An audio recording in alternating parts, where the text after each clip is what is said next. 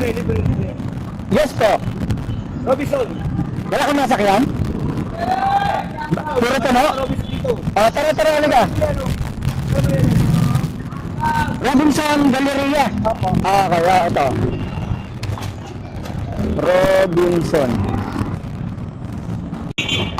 Okay ka na? Opo. Anong oras ba pasok mo?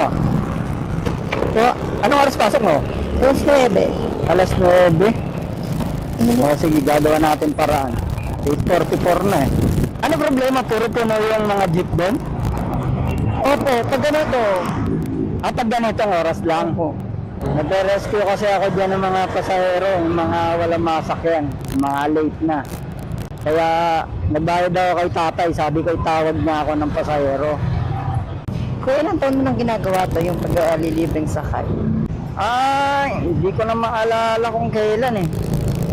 Basta pagka rush hour, ayan, naririyan ako sa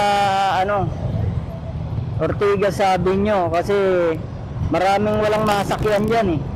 Robinson Galleria. Pwede bang sa Julia Vargas tayo dumaan tapos sa may ABB tayo? Pwede naman po, kuya. Okay. Kasi traffic dito sa traffic dito sa Ortigas Avenue. Mamaya pa tayo makakarating yan pagka dyan tayo dumaan. Ano trabaho mo doon? So, start po kami ng Cinnabon. Ano sinasakyan mo ron? AUV, bus o jeep? Minsan po jeep, minsan po bus. Depende po. Depende kung ano yung mauna kante.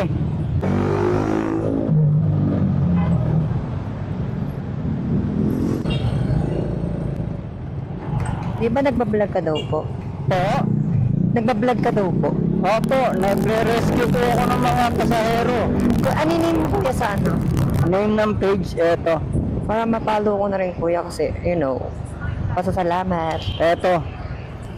Picturean ko, kuya. Dito ka ba? Opo, O kuya. doon sa side na EDSA? Diyan, kuya.